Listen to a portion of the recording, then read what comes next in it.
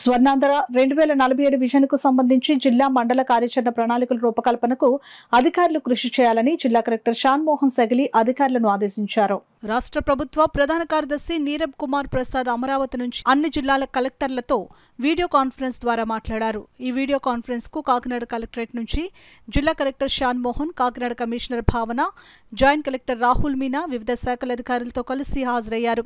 Swarnandhra 2047 vision కు సంబంధించి జిల్లా మండలాల వారీగా రూపొందించాల్సిన కార్యాచరణ ప్రణాళికకు తీసుకోవాల్సిన అంశాలపై సీఎస్ నీరబ్ కుమార్ ప్రసాద్ జిల్లాల కలెక్టర్లకు దిశానిర్దేశనం చేశారు. వీడియో కాన్ఫరెన్స్ అనంతరం జిల్లా కలెక్టర్ షాన్ మోహన్ అధికారులతో మాట్లాడుతూ స్వర్ణాంధ్ర 2047 విజన్ కు సంబంధించి జిల్లా కార్యాచరణ ప్రణాళికను అక్టోబర్ 15 నాటికి సిద్ధం చేయాలని అధికారులను ఆదేశించారు. కాకినాడ జిల్లా కార్యాచరణ ప్రణాళిక రూపకల్పనలో చేర్చాల్సిన ప్రధాన అంశాలపై అధికారులు ప్రత్యేక దృష్టి పెట్టాలని అన్నారు. ఈ నేపథ్యంలో తొలుత మండల, మున్సిపల్ స్థాయిలో యాక్షన్ ప్లాన్ ఈ నెల 30 నాటికి రూపొందించాలని అన్నారు.